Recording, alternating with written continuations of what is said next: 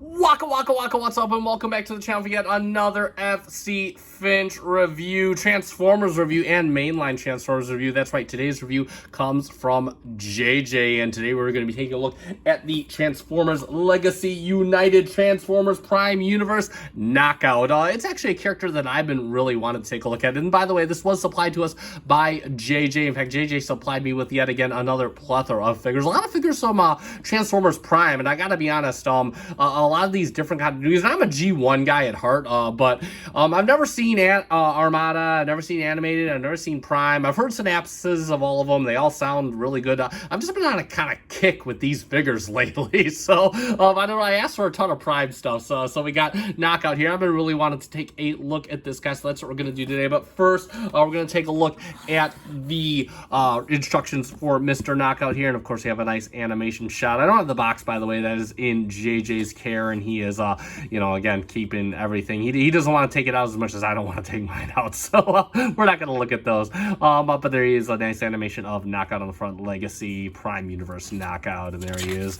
looking all hot as he does. I guess he is from what I hear about him, I guess he's like kind of, a surgeon that's very self-absorbed. He's like Sunstreaker, just a bad guy, I guess. And of course, there we have the instructions. They're big, pictorial, and they look like they convey his transformation, really, all his little armament modes, and yeah, that's pretty much it for the instructions. And let's get a good look at Knockout right here, and get a good look at the face, and definitely very nicely done face. Got some nice white face paint. You can see some little molded detail around on the little cheeks. He's got a nice kind of grimace. Not sure if that's in character or not. He does have some red for the eyes, kind of hard. He's got beady little eyes and a nice silver for the helmet. You know what this head reminds me of? And I might catch flack for this, I'm not sure.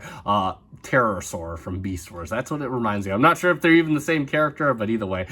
Do dig this paint scheme, or not paint scheme, excuse me, plastic color scheme overall, though. He's got some nice red magenta over here. Got some venting detail on what will become the hood vents later on. Moving on to the belly area. Of course, he got his grill here.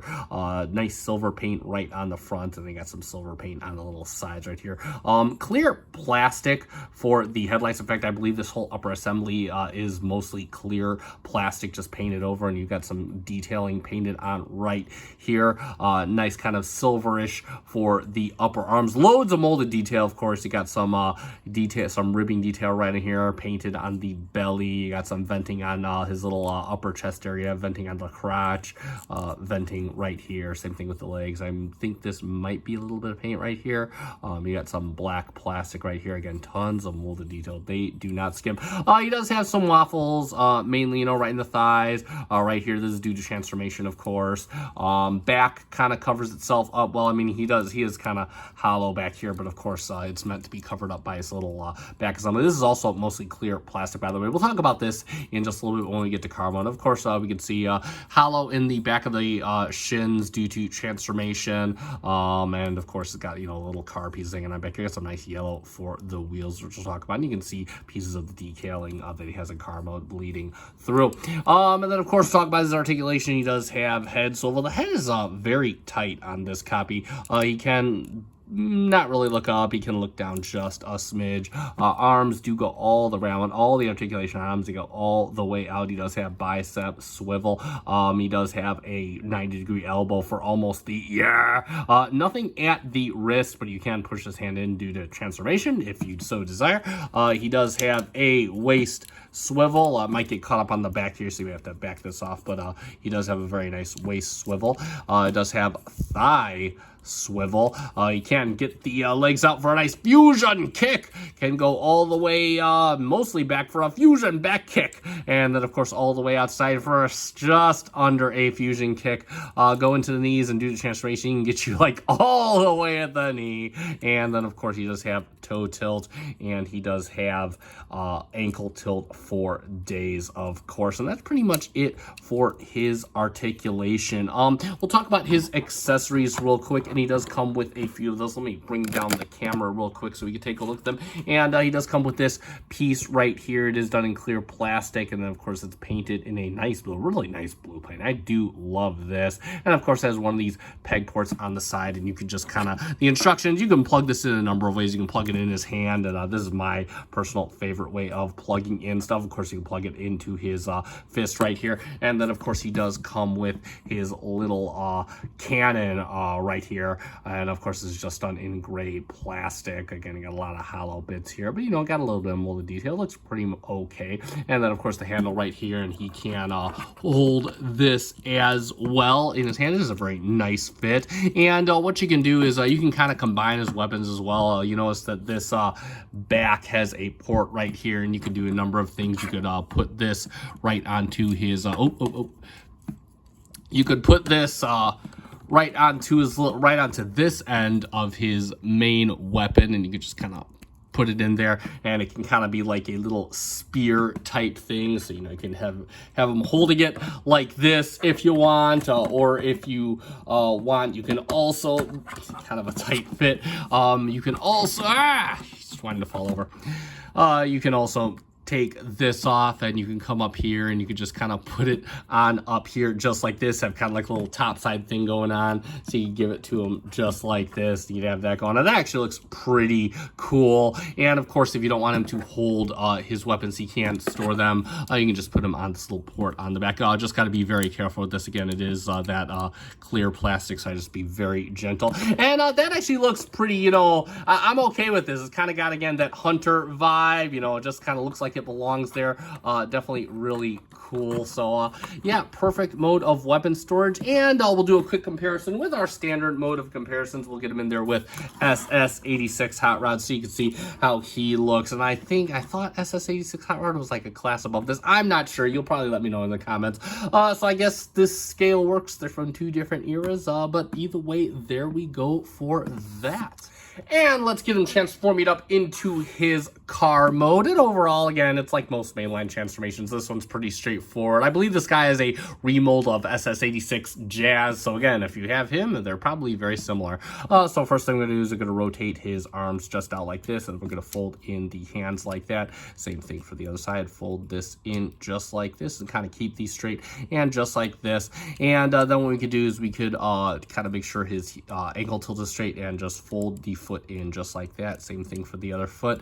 And then what we want to do is we're going to take this back and just kind of rotate it down, just so the rear end lines up. Same thing on the other side. Just kind of bring this down. This will rotate, and it'll just kind of lock in like that.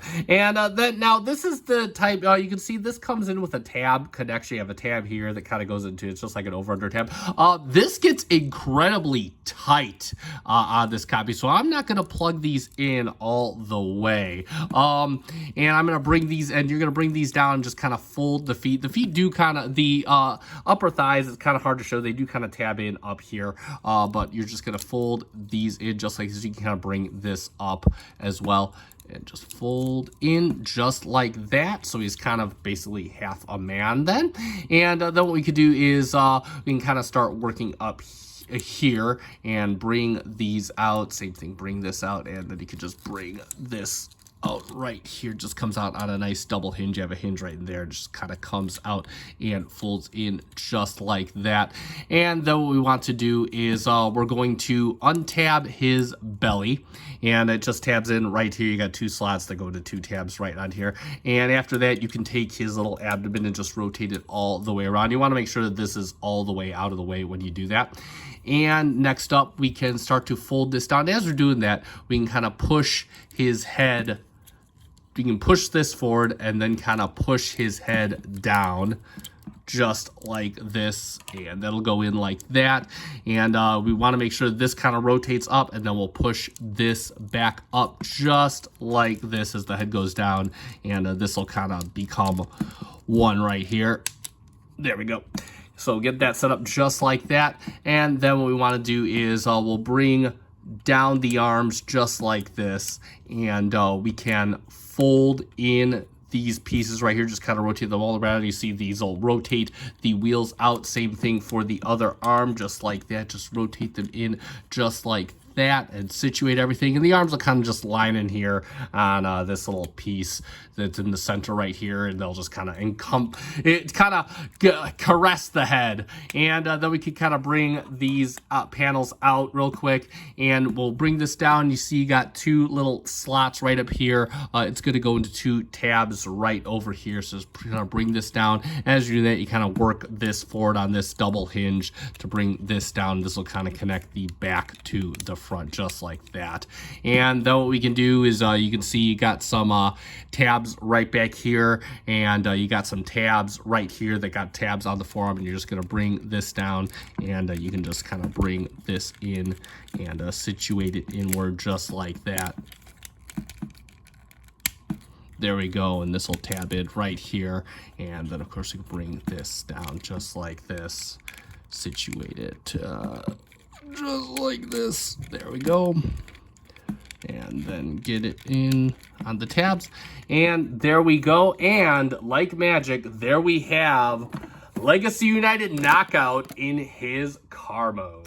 So let's take a look at Knockout's car mode, and overall I like it. I think this is really cool. And so again, this is a retool of the Studio Series 86 Jazz mold. So of course they did a really good job just kind of retooling this, make it look very non-Porsche. Like I am told, I did some Google searching. I'm told he's supposed to be representing an Aston Martin DB10. And you know, when I had this guy in hand, I was kind of thinking, maybe he's a Jaguar F-Type. But no, I mean, again, you know, looking at the animation model, there's a few things that have changed, but I can certainly see this being an Aston Martin. Of course, again, the real call it here is a nice little painted decaling on the side. I do quite like this. Got some silver here, just kind of melds in with the red. You can see it just kind of goes all the way back, and it kind of melds in with the red going all the way back. That's really good looking. Got some nice, like, kind of yellowish wheels. Not sure if they're meant to be gold. Nice silver for the little wheel wells. Got like some little skirts there.